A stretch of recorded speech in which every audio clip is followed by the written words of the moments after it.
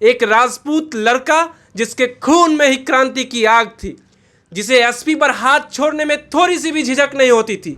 कई लोग इन्हें ट्विन टेरर भी कहते हैं। बैकवर्ड फॉरवर्ड के चक्कर में इन्हें एक ऐसे शख्सियत से सामना करना पड़ा जो बिहार के दूसरे बाहुबली थे, जिन्हें आज के समय में हम लोग पप्पू यादव के नाम से जानते हैं। प्रधानमंत्री मोरारजी देसाई को 20-21 साल के उम्र में सहरसा से दिल्ली पहुंचकर काला झंडा दिखा दिया। जब लालू यादव को जरूरत हुई तो लालू यादव ने उन्हें सपोर्ट किया, जब नीतीश कुमार को जरूरत हुई तो नीतीश कुमार ने उन्हें सपोर्ट किया और उनका उपयोग किया। निचली अदालत ने इन्हें 2007 में मौत की सजा सुना दी, जो आज़ादी के बाद भारत के इतिहास की पहली ऐसी घटना थी जिसमें पूर्व विधायक और पूर्व सांसद को मौत की सजा सुनाई गई थी।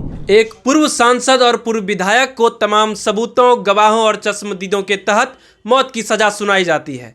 भारत की आज़ादी के बाद पहली बार ऐसा हुआ था जहां एक पूर्व सांसद विधायक को मौत की सजा सुनाई गई थी। यही कहानी अपने आप में अनोखा और रोंगटे खड़ा कर देने वाली है। लेकिन कुछ और कहानी यहां हम जिक्र करेंगे, क्योंकि आज का राजनीति का दौर, चरित्र और यूं कहे तो राजनीति की जो बिल्डिंग है उसका आधार इन्हीं सब चीज़ों से बना हुआ है। आज एक ऐसे बाहुबली के बारे में बात करने आया हूं जो स्वतंत्रता सेनानी के घर में जन्म लिया, एक राजपूत लड़का जिसके खून में ही क्रांति की आग थी, जिसे एसपी पर हाथ छोड़ने में थोड़ी सी भी झिझक नहीं होती थी, जो तत्कालीन प्रधानमंत्री मोरारजी देसाई को 20-21 साल के उम्र में सहरसा से दिल्ली पहुंचकर काला झंडा दिखा दिया।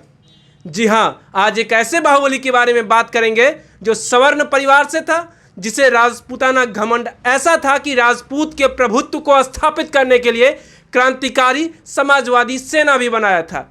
अब तक तो आप समझ गए होंगे कि किस व्यक्ति के बारे में मैं बात कर रहा हूं। अगर नहीं समझे तो समझ लीजिए। बिहार के राजनीति के सितारे, राजनीति गलियारे के बहुचर्चित नाम आनंद मोहन की बात कर रहे हैं। वीडियो आगे देखने से पहले, मेरा नाम पंकज झा है और आप रेबल न्यूज इंडिया देख रहे हैं। आनंद मोहन का जन्म सहरसा जिले में हुआ था। संपूर्ण क्रांति में शामिल युवाओं में से एक हैं। 17-18 साल की उम्र में ही पढ़ाई लिखाई छोड़ दी।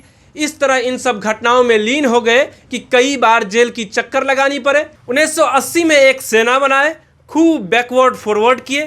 कई लोग इन्हें ट्विन टेरर भी कहते हैं।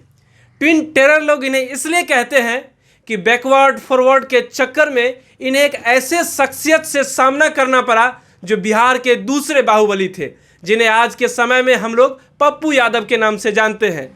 और लोग ऐसा कहते हैं कि एक वर्ग के बादशाह आनंद मोहन थे तो दूसरे वर्ग के बादशाह पप्पू यादव थे, इसलिए इन्हें कोसी क्षेत्र के ट्विन टेरर कहा जाता है। लेकिन इनमें दबंगई ऐसी थी कि 1990 आते आते उस क्षेत्र के हीरो बन गए और 1990 में जनता दल के टिकट से विधायक बन गए। उसी समय प्रधानमंत्री वीपी सिंह ने मंडल कमीशन लागू किया। देश में आरक्षण विरोधी नारे लग रहे थे, जगह जगह पुतला दहन हो रहा था। और मैं आपको पहले ही कहा था कि बैकवर्ड फॉरवर्ड खुलकर किया करते थे, तो इन्हें कहां पसंद आता ये आरक्षण।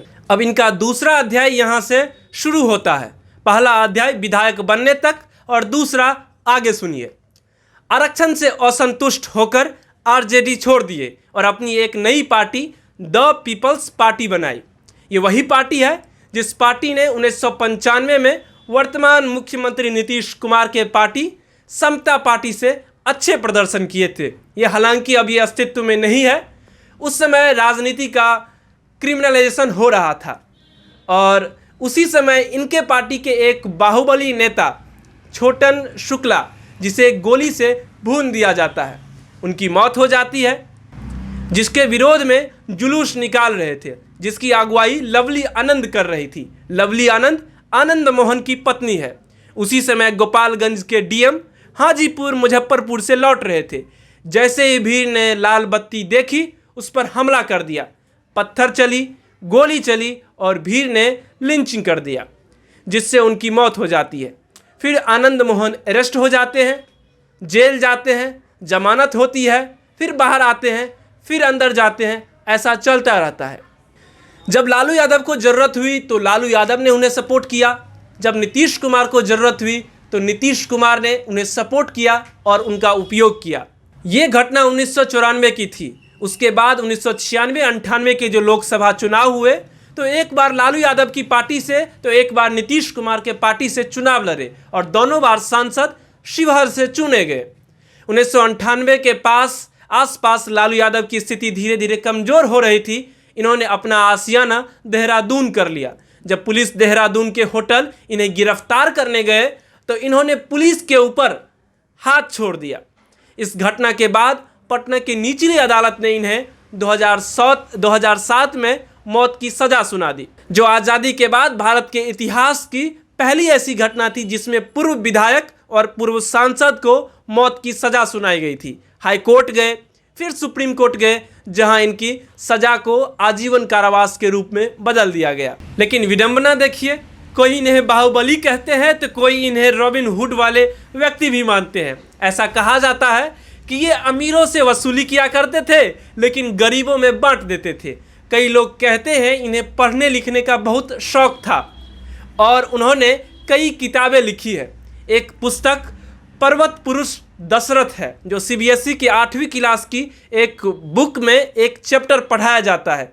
जब कोई छात्र पढ़ता होगा तो उसे लगता होगा कि ये कवि रहे होंगे, लेकिन विडंबना देखिए, इन्हें साहित्यकार कहा जाए या बाहुबली या फिर सजा याफ्ता अपराधी।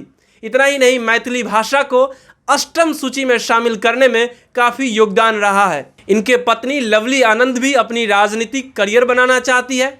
पुत्र चेतन आनंद भी अपने राजनीतिक करियर को आगाज़ करना चाहते हैं। वो भी किसी पार्टी से चुनाव लड़ना चाहते हैं। बाकी अब देखिए भविष्य में क्या होता है, वो तो भविष्य ही तय करेगा, वो तो आने वाला समय ही बताएगा। लेकिन तब तक के लिए आप देखते रहिए। मेरा नाम पंकज झा है और आप रेबल न्यूज इंडिया देख रहे हैं। कैमरे के पीछे है मोनू मिश्रा। धन्यवाद। Thanks for watching rebel news India. Stay tuned for more updates. Don't forget to like, share and subscribe.